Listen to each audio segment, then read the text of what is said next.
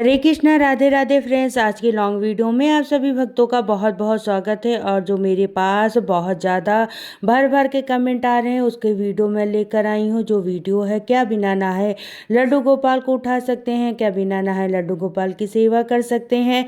वैसे तो आप लोगों ने थंबनेल देख लिया होगा, उसे देखकर आपको पता चल गया होगा कि वीडियो किस टॉपिक पर है, लेकिन मैं वीडियोस नहीं बना पा रही थी। काफ़ी बार इस पर कमेंट आ चुका था, तो चलिए आज इस टॉपिक पर मैं वीडियो लेकर आई हूँ।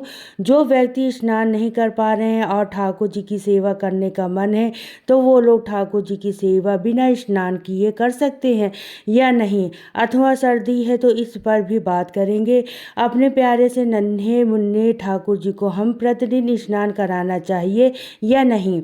देखिए, ऐसा होता है कभी, या हमारा स्वास्थ्य ठीक नहीं होता या हमारी कोई मजबूरी है, हम नहीं नहा पा रहे हैं, तो क्या हम अपने ठाकुर जी को बिना स्नान करे उठा सकते हैं? क्या बिना नहाए ठाकुर जी को दूध का भोग लगा सकते हैं? तो जो भी ठाकुर जी हैं, जो सेवा हम करते हैं, भक्त अपने अपने भाव से करते हैं। और दूसरा एक भक्त होता है जो शास्त्र के अनुसार पूजा पाठ करता है, ठाकुर जी की सेवा करता है। तो दोनों ही तरह की बात करेंगे, शास्त्रों की भी बात करेंगे और भक्त के भाव की भी बात करेंगे।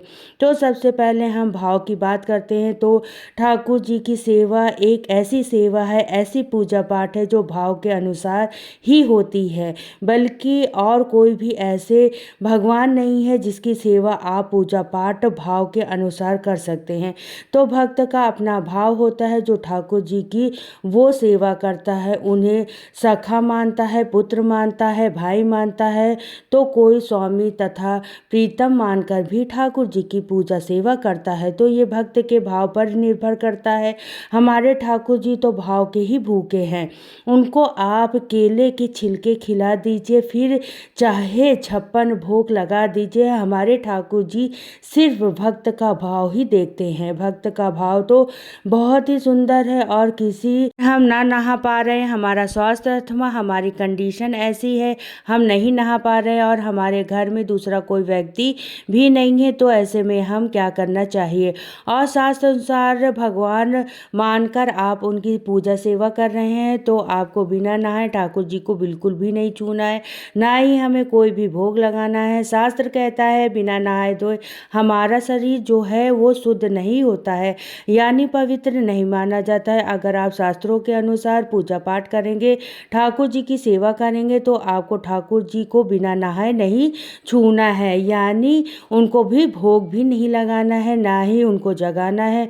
और एक बड़े ही प्यारे भक्त का भाव अगर मैं आपको बताती हूँ, तो माता कर्माबाई थी। वो बगैर स्नान किए अपने ठाकुर जी के लिए, जगन्नाथ भगवान के लिए खिचड़ी बनाती थी और भगवान प्रतिदिन पाने के लिए आते थे। और जब वहाँ एक आत्मा संत गुजर रहे थे, उन्होंने कहा ये तो बड़ा पाप करती हो, आप बिना स्नान करे ठाकुर जी के लिए, जगन्नाथ भगवान के लिए खिचड़ी बनाती हो। तो माता कर्माबाई को ऐसा संत ऋषि ने बताया कि बिना स्नान करके ही हमें ठाकुर जी को भोग बनाना है। अगले दिन से उन्होंने वैसे ही किया। तो क्या हुआ, जब उन्होंने स्नान करके फिर सारा चौका वगैरह लगा करके किचन साफ करके जब भोग पकाया, खिचड़ी पकाई और जगन्नाथ भगवान आकर बैठे, तो उन्होंने देखा कि अभी तक तो खिचड़ी पकी नहीं है और मंगला आरती का समय होता जा रहा है। तो ठाकुर जी ने बोला कि मैया, अगर इतनी देर से खिचड़ी का भोग लगाओगी तो इतनी देर में तो मेरा जाने का भी समय हो जाएगा, मैं कैसे खा पाऊंगा भोग प्रसाद। तो बोली, मैया जैसे तू करती थी वैसे ही कर, और तू स्नान वगैरह करके खिचड़ी मत बना। तू देख, यह एक भक्त का भाव है। माता कर्माबाई के हाथ से बगैर स्नान किए भी उन्होंने प्रसाद ग्रहण किया। तो अब हम प्रेम भाव पर आ जाते हैं। अब बात करते हैं भक्ति की, भाव और प्रेम की।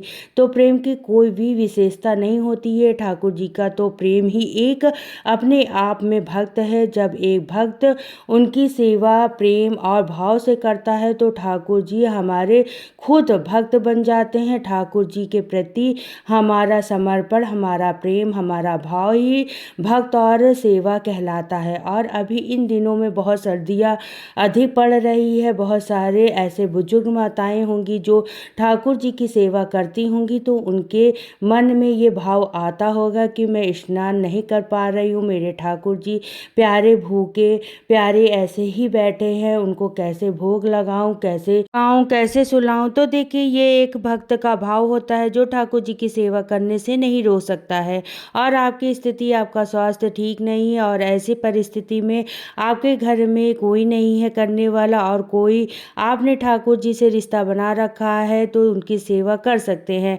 और आपके मन में सेवा का भाव भी आ रहा है, मेरे लाला भूखे हैं, प्यासे हैं, बैठे हुए हैं, भोजन नहीं मिल पा रहा है, सोए हुए नहीं है, कैसे उठाऊं, कैसे सुलाऊं उनको। तो आप अपने ठाकुर जी को उस रिश्ते के अनुसार ठाकुर जी की सेवा कर सकते हैं। और अगर आप ठाकुर जी को सिर्फ भगवान मानकर पूजा पाठ करते हैं तो आपको कतई ठाकुर जी को बिल्कुल भी नहीं छूना है। स्नान कर कर ही आप अपने ठाकुर जी को छूइए। जब हम कोई रिश्ता बनाकर ठाकुर जी की पूजा सेवा करते हैं वो हमारे घर के सदस्य बन जाते हैं। फिर चाहे आप उनको पुत्र मानकर पूजा सेवा कर सकती है या घर का कोई भी सदस्य मानकर उनकी पूजा सेवा कर सकती हैं। तो ये आप अपने स्वच्छ भाव से, स्वच्छ मन से उनकी छू सकती हैं और उनकी सेवा कर सकती हैं। चलते आपको उनको धूप दीप नहीं दिखाना है, आप चाहें तो स्नान करा सकती हैं, जैसा भाव भक्त का होता है। अब हमारे नन्हे मुन्ने से जो ठाकुर जी है, हमारे कोई घर का बालक है छोटा सा, क्या उनको सर्दियों में प्रतिदिन स्नान कराया जाता है। तो देखिए आप अपने ठाकुर जी को आप अपने भाव के अनुसार, अगर आपका मन है तो आज बहुत सर्दी है, हम ठाकुर जी को स्नान नहीं कराते हैं, तो आप अपने भाव के अनुसार उस दिन स्नान नहीं कराइए। अगले दिन मौसम जब अच्छा हो जाए, धूप निकलती रहे, तो आप अपने ठाकुर जी को स्नान करा सकते हैं। ये सारी जो सेवाएं हैं भाव पर ही डिपेंड करती है, सिर्फ हमारे ठाकुर जी की। तो आपने ठाकुर जी को कोई प्यारा सा रिश्ता जरूर से बनाइए और उनको प्यारा सा नाम रखिए। ऐसा ना हो कि समय समय पर आप उनको रिश्ता बदलते रहें। आपने जो एक रिश्ता बनाया है उस रिश्ते पर आप अपने अटूट रहना चाहिए, उस पर कायम रहना चाहिए। एक प्यारा सा रिश्ता बनाकर ही ठाकुर जी का आप सेवा करें, अटल रहें। वैसे तो आप चाहे तो भी रिश्ता बना लीजिएगा, रहेंगे तो हमारे वो श्री हरि विष्णु के बाल स्वरूप ही। मेरा आपसे यही कहना है, अगर आपको कोई परेशानी होती है, पहली बात तो ठाकुर जी की कृपा इतनी होती है जब आप उनकी सेवा करते हैं तो कोई भी परेशानी आपको छू भी नहीं सकती है। अगर आपके ठाकुर जी सोए हुए हैं तो उन्हें सोने दीजिए और उनके पास खाने पीने का कुछ सामान व्यवस्थित कर दीजिए।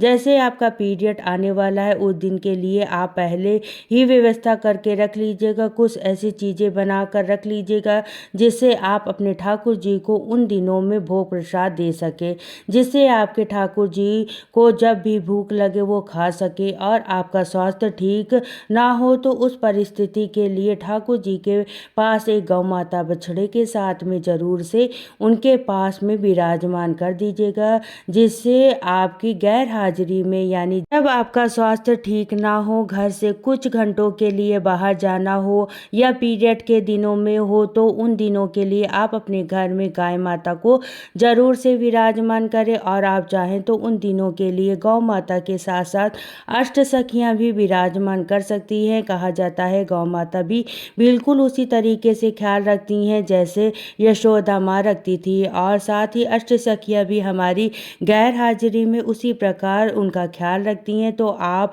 ये दो कार्य जरूर करिएगा, ऐसा करने पर आपको कोई दोष भी नहीं लगेगा और आपकी सेवा भी पूर्ण मानी जाएगी और आपके ठाकुर जी भी भूखे प्यासे नहीं रहेंगे। वैसे हमारे ठाकुर जी प्रेम और भाव के ही भूखे होते हैं और आप चाहें तो उन परिस्थितियों में भी आप ठाकुर जी की मानसिक सेवा भी कर सकते हैं। मानसिक सेवा कैसे की जाती है, यानी कैसे करनी चाहिए। मानसिक सेवा का अर्थ है मन से की गई सेवा, मन सेवा कहलाती है। फिर आप चाहें कहीं भी हो, कहीं भी परिस्थिति हो, आप मन से अपने ठाकुर जी की सारी सेवा कर सकते हैं, वो मानसिक सेवा कहलाती है और पूर्ण सेवा होती है और हमारे ठाकुर जी वो सेवा स्वीकार भी करते हैं। वैसे तो आप प्रेम और भाव से जब भी ठाकुर जी के सामने एक बार जाकर भी हाथ जोड़कर प्रणाम करते हैं तो वो हमारे ठाकुर जी उतने में ही प्रसन्न हो जाते हैं, क्योंकि हमारे ठाकुर जी इतने दयालु और कृपालु हैं। बस अपने भक्त को देखते ही वो खुश हो जाते हैं। तो आशा करती करती हूँ आज की वीडियो में दी गई जानकारी आप सभी लोगों को अच्छी लगी होगी और साथ ही ठाकुर जी की सेवा में आप लोगों के लिए बहुत हेल्पफुल रही होगी। तो वीडियो अच्छा लगा तो वीडियो को लाइक शेयर करिएगा। चैनल पर पहली बार आए हैं तो सब्सक्राइब कर लीजिएगा। फिर मिलती हूँ नेक्स्ट वीडियो में। तो सभी को राधे राधे, जय श्री कृष्णा।